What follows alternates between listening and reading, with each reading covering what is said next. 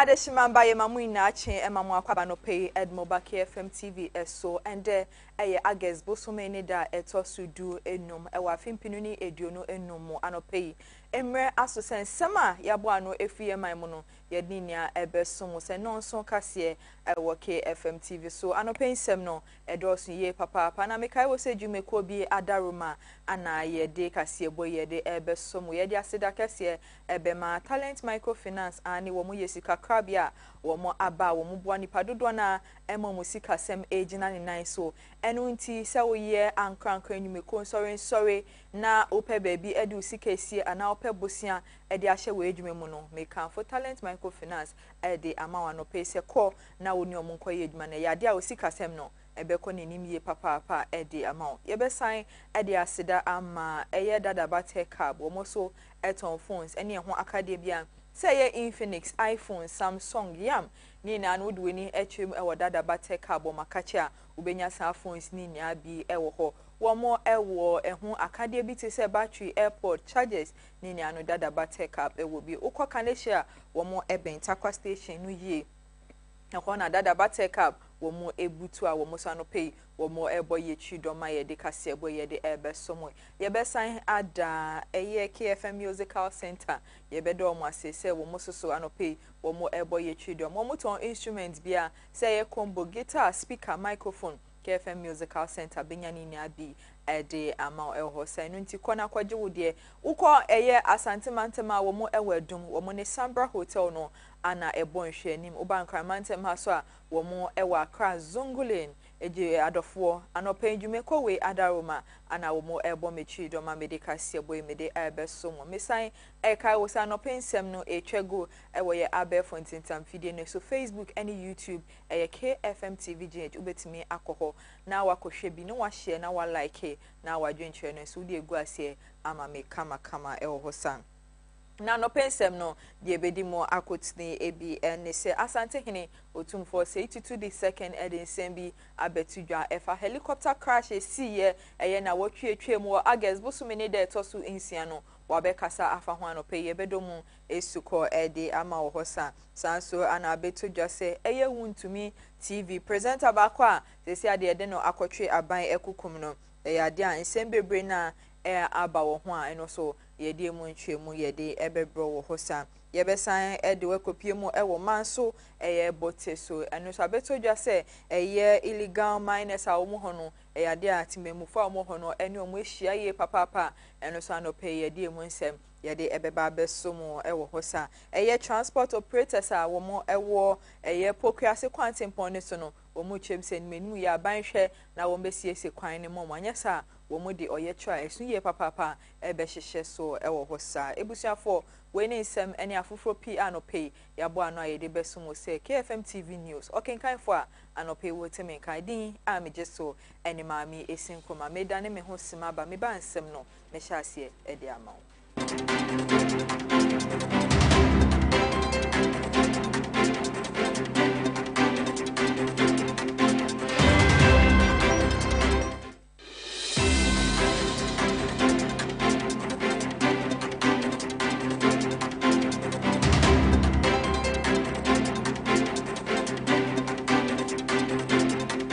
Adeshimamba yegusua emama kwaba edamasisa no pay muguso etmu TV ho amohwe KFM TV news mekoso kai wo se anopa news etwego ewo ye abefo ntentam fidie ne so Facebook any YouTube KFM TV GH ubetimi akohwe bi na wa share na wa like na wa dwenche no so die guase ama me kama ewo hosa me hyensem na se ede amaudi awo August bosume ne da etoso nsia ewo afimpinuni ediono ennomo ana Ghana torenchem kese eto ya eno enam so ma government officials besen wotwede wo mo efa so eto ananan ewo nsia dumiche plane crash na eno ana ende ana betodwa se dwumedie wo mo de be hihye so ewo my Ghana hande ana sankofo na ye kwa akopel mo krabe aye mo state burial ewo my Ghana ha say neno ana Dr. Frank Amwakohene wo bo anan kopie mu ewa Asante hene otumfo say tutu eye nakachi a wode asemi ekoto nanim na nsem a eye say tutu otosumienu edi tu dwane say Ghana nke hu behia eye military helicopter eni aban eye plane na wo mo eto ne aden ke be ya yenhwe ne yi amanyosem emfamfi wo esanse sesi ade eye nipa enkwa ade a edaso ye papa no nti ke be ya yenyina yenye nkabom yenye baako se wo man na yentimi hwe ne yenso saade o ya no na no ene ya ade a ebetimi aboa ama my Ghana etimi akonanim ye papa enu nti Asante hene otumfo say to the second emra Dr. Frank Amwakohene a o ya Asante regional minister ebo anan ekopie mu ewo ne nase ne nsem ana wodi tu dwa ewo hosa ye free ne nsem so na no pay ye de wo akonsem fufro mu dia eye ndo adan na beto dwa se eye chema wuntumi ne radio presenter ba kwa friend ni se eye Achenkwa Nana Kofi Asari ne no wo mudi ni kopie mu ewo aban court na eye abrante wo kansen bebre na edifa Ghana man penny His Excellency John Dramani Mahama ho a wo chem se helicopter crash Mahama edim ho bintin ka be ya Ghana fo ina enko bisane enfa sobo no embo ne no ana yedi ni kopie mu ewo court asem dibia wo no agent okase wo no oye hero nsem bebre na ana wodi tu dwan semwe ana wodi tu dwa ewo I'll be back. Don't worry. I'll be back stronger than I'll be back stronger. Don't worry. It's nothing. It's nothing. That's a democracy. They're strong. They're strong. Too strong. So strong. So strong. They're strong. Inshallah. I'm strong. Then going to be strong. We are stronger than Akata. And I saw your brother. Now that's an hey, I'm the hero.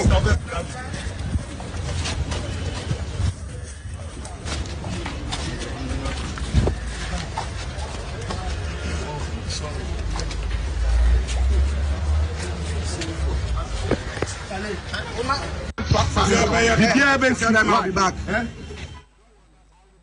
for enunti presenter eye Achenkwa Nana Asari ni sema wodi tudwa enye nemra wo modi ni kopie mu ewo court asem dibia no wo mo ebelino eno ana betudwa sesi ade sa be wa wo modi ma no wo mo assign 89 na wo eye Tuesday emu ana wo mo ebefa branche ekotwa aban kukuma sesi ade ne nsem no eguso a ewo court asem dibia mo hwe se wo mo de final verdict no enso ebeba betu eja up to in court.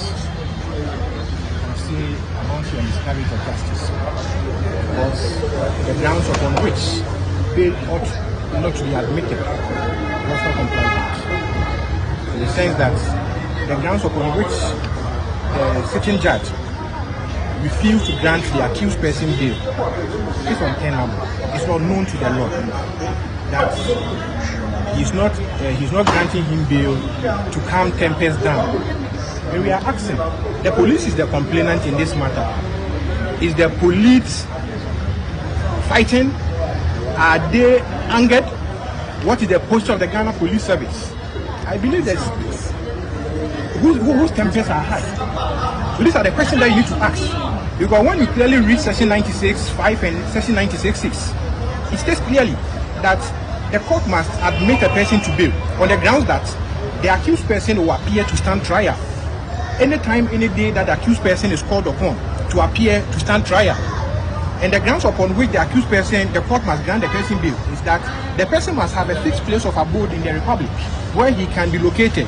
The person must have sureties who have sufficient and substantial means with proven integrity and their rights.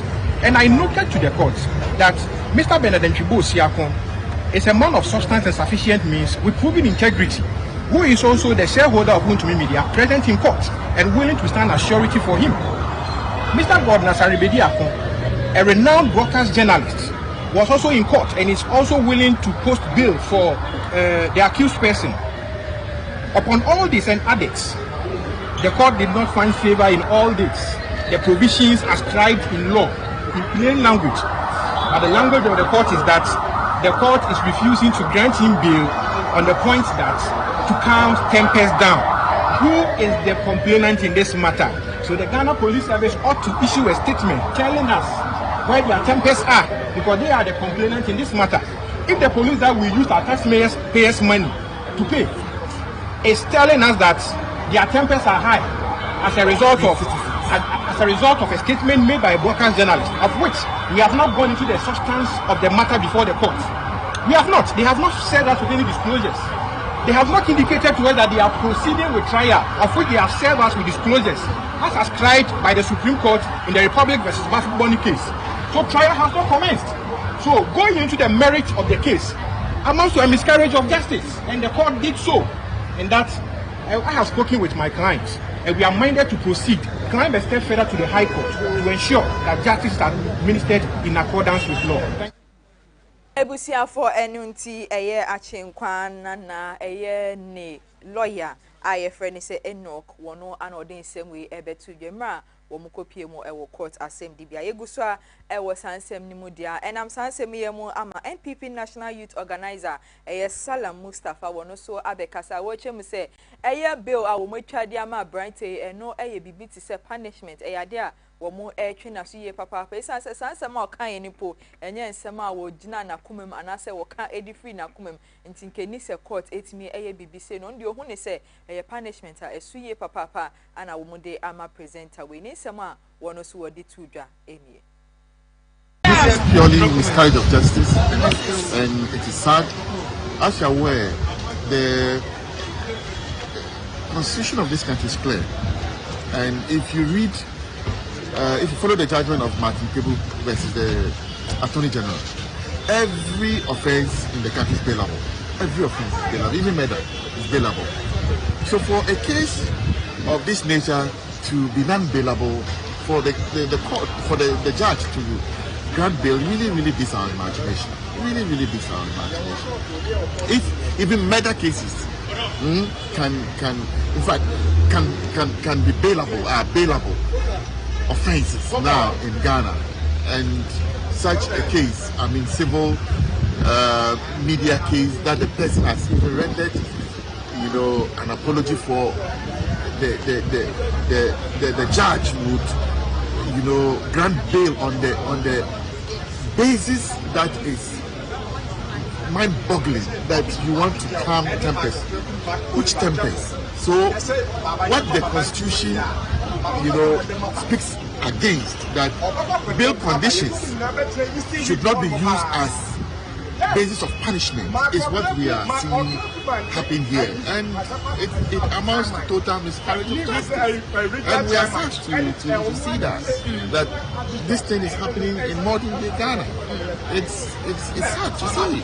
You said you're appealing to a higher court. Are there timelines? Yes, we will appeal against this. I mean, it is not right. I mean, the Constitution is clear on these matters. That bail cannot be used as punishment. It cannot be used as punishment. And clearly, what is being done is that they want to use bail. They are reminding him as a form of punishment, which we find as wrong, which we find as miscarriage of justice, and that we are unable to accept. Yes, I wanted to find out if there's a timeline that you want to make this particular appeal. As the council mentioned, he has expressed orders of his client to proceed. So today, a lot of work, would be done by the council to file at the High Court. Ebusia for enunti same way ana NPP National Youth Organizer Salam Mustafa wode etudwe ho sa to asansem ne so de amamo edia lawyer Andy Apia Kobi wono councillor Edma chairman wuntumi ni media houses no anode abetudwa wo chem se sa radio stations ya suspend ya tutumu ina no wo she Ghana for bo se enche bia no wombe san ebiebie ni nia de amobibia se ne be ya edwuma ebetimi akoso tote hosa ne sem a wono so wode etudwa no pay eni. Stations are down. No, the stations will come back pretty soon. When are they coming back? I want to hear from Chairman. Pretty soon. When are stations coming back on air? Chairman Wontumi is not on trial. It is the company called Wontumi Multimedia Company Limited, of which I am the lawyer. Okay, so I speak not Chairman Wontumi. Chairman Wontumi is a 100% shareholder of the company, but the company has a board of directors. So the board of directors are answerable for the day-to-day administration of the company. And I am counsel and, of course, board secretary. So I speak for and on behalf of... From Edia Coca, our NPP Amenio Konohono, and Opay one also Edi Kokobokesi and Edia Kwama, any MPP members now watch him say, see, dear Ghana for any abri papa and to what the Kokobo and a Kwamo say, Omushen no money in Simbia won't bet me a caneno. So I'm Kofuma and ya the end this Amenio Kon won't bet me Eddie Womo Achom. We say, see, our more position a idea Ghana for any Edomus and it's mistake it will be our mayeno. Wombejina so now mu de dio mu dwumaye papa koka ne nsem ene fruit awode kwama NPP members no ebi anake FM TV yes anope ye de ebesom. Say is a state against MPP. It's a lesson. Into OYBB, just be careful. Because even the police is not for Ghana. Police does not protect MPP people. It's strictly NDC they protect. So just be careful in everything you do. Maybe I'll be a because I'm to make a chair or CID of once and I'm blocking doors in as a movie. But almost we any my own remove any. That means a selective police station. So say justice is becoming don't come. Just be careful in whatever you do. Na bo humba young question young surety no man. Aka win to me guy no mummy I am rally no so ne the emra then we all go home. But say baby I share ye.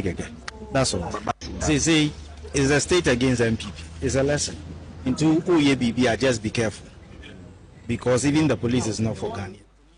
Koka Enstema wadi tuja enye na eno anabono regional NPP chairman Abronye DC wono so wadi sobo bo Inspector General of Police IGP Yera Christian Tete Yohunu a watchem say eye akwaye ye chi ni a ndi okuka nsem bebre e de fama Penny John Dramani Mahama ehwimiche fancy comedy no watche say eye IGP watche no se ne be ya obetimi enya favor en monyam ewo Ghana penifo ene Ghana man penny His Excellency John Dramani Mahama obetimi enya favor ewo munim se ne be ya obetina so ache na ejuma no waye ache ye papa eye Abronye DC wono anodi nsemwe ebetu dwa wode sobo bo Inspector General of Police Yera eye Tete Yohunu a wo mu magana hase ya be make comment section ho obi be threaten obi a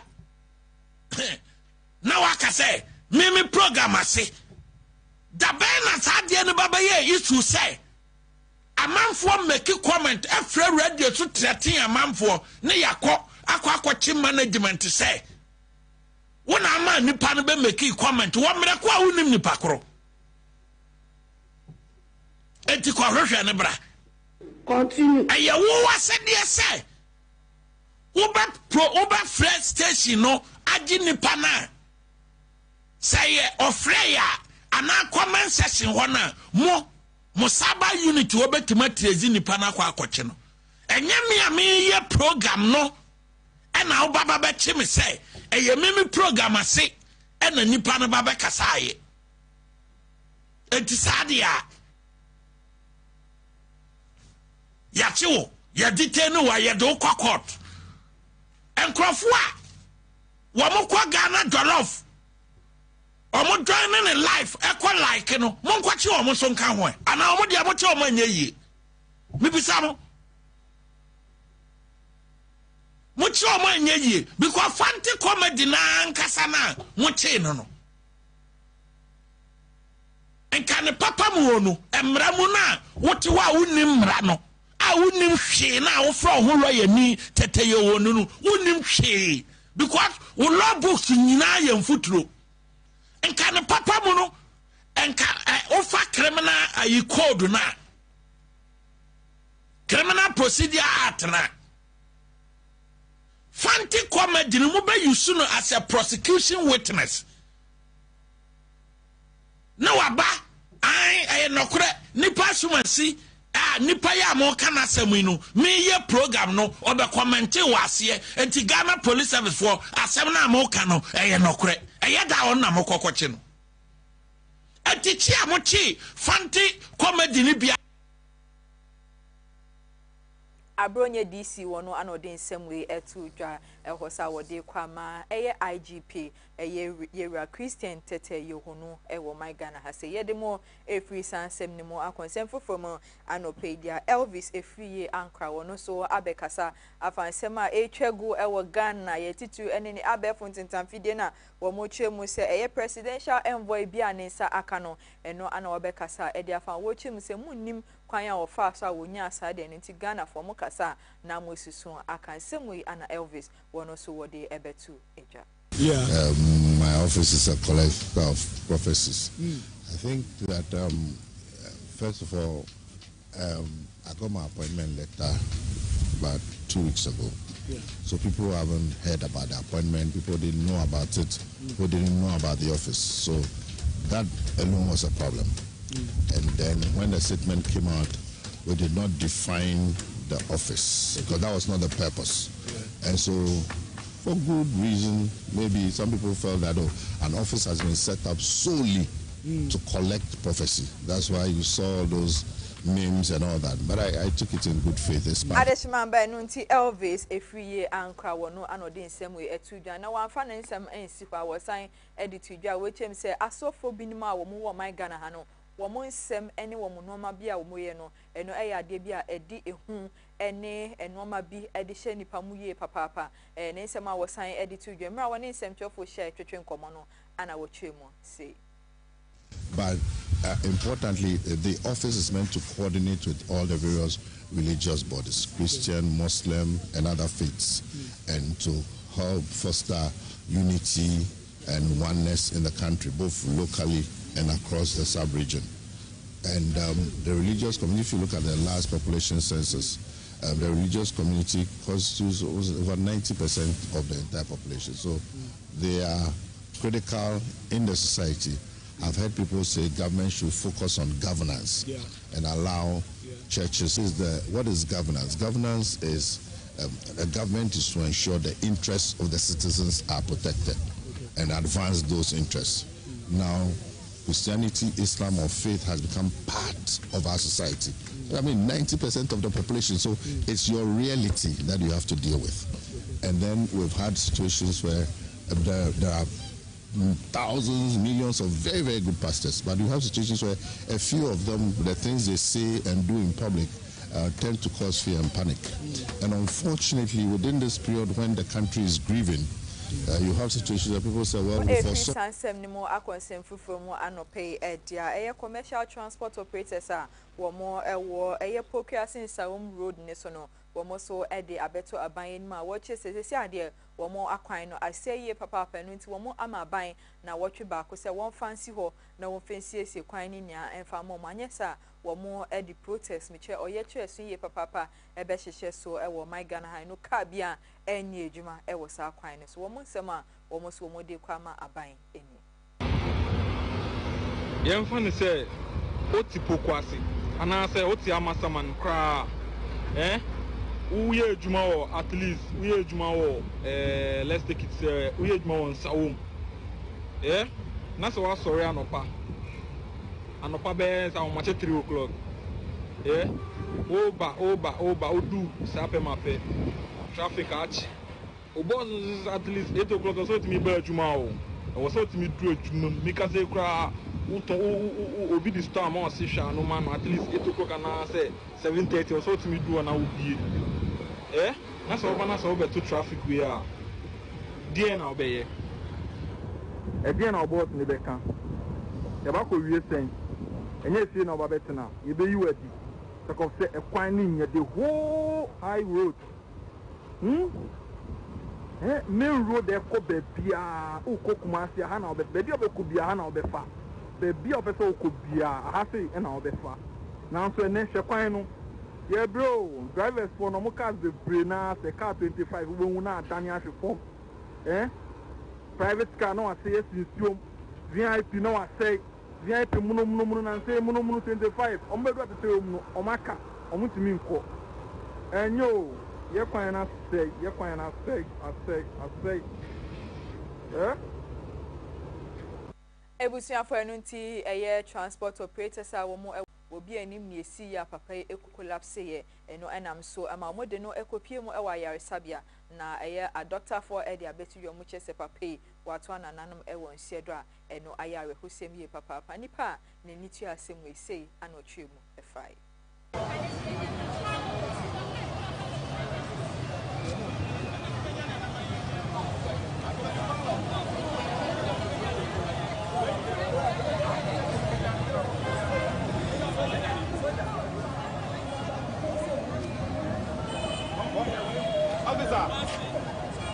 Officer. Every one to confirm is our woo. This is a police. This is a hospital. Who do you go away, Catalan? Who do you go away, Catalan? Because you don't want to be Chinese or woo and our woo. We need doctor. Every hospital now, but I will put away Catalan. Or who you are, who do that? So you're right, they will go away, Catalan.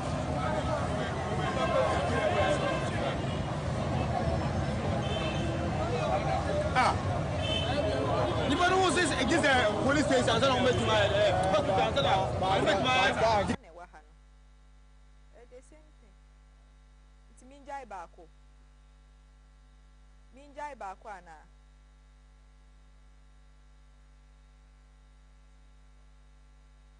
Miss it in the Minya and Nasa Minjai.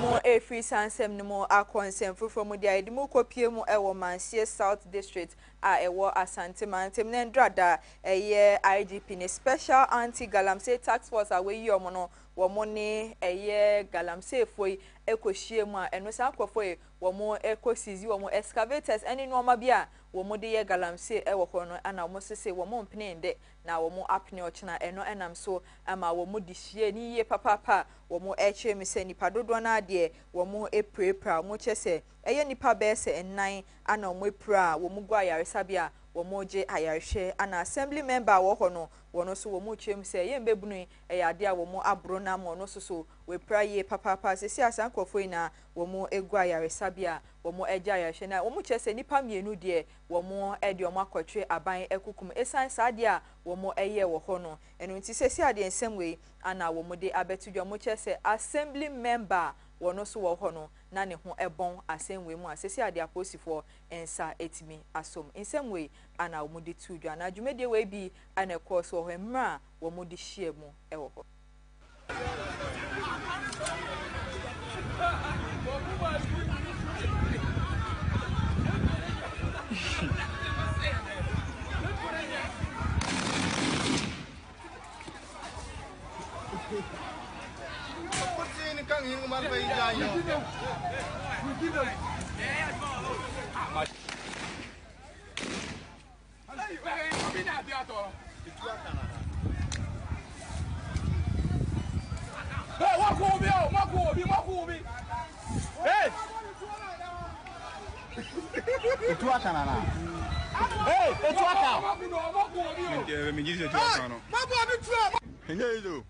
and for motor, a maton 250 million, 300 million, the Kakanona, let you check out to excavators and motors in them.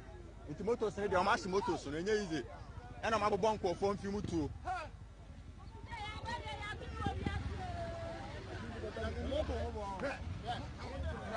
Into Osha. Motor no master back, no master excavator, and even for a site on them. How much excavator? Yes, I know more. I'm so much excavator. Sa. Hi, butu.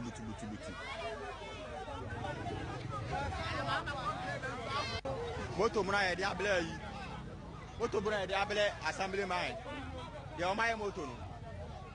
Moto muna ya diable assembly man, de o maye moto no.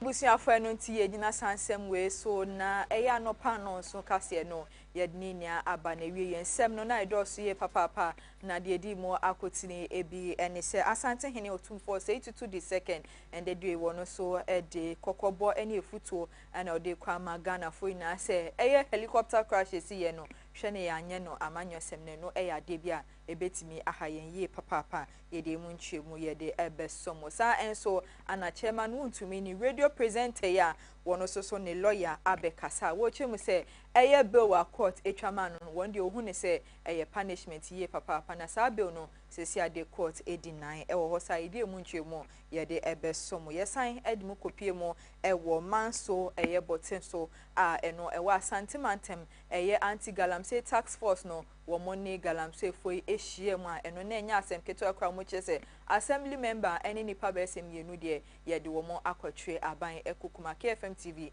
anope yede mu nsem yede ebesomo transport operators wo mo so wo mo pokuase eye nsam kwantempo ne so no wo mo chese si ade wo mo maban na wotwe ba ko se won fan hwe no siesie kwan ne mo manyesa wo mo de oye try so ye papa ebe hyehye so ewo ho ebusuafo when nsem eni afofo pi anope ye bo ano a yede ebesomo se eye KFM TV anopa no so kase na megina we so na metwa me ho sima ba me ba ye betena ase na ya papa nsemu eyende ana state burial no wo mo de hyehye so ewo my Ghana ha nipa besen wotwe a wo mo fa helicopter crash so eto anana no ewo nsied no and then ansia na aka ne ye kwa akopom krabewa ye mo state burial KFM TV ye so ye betena ase ne de mu nsem bia no ye de abesomo me dane me ho sima ba me ba ye bekasa ewo hosa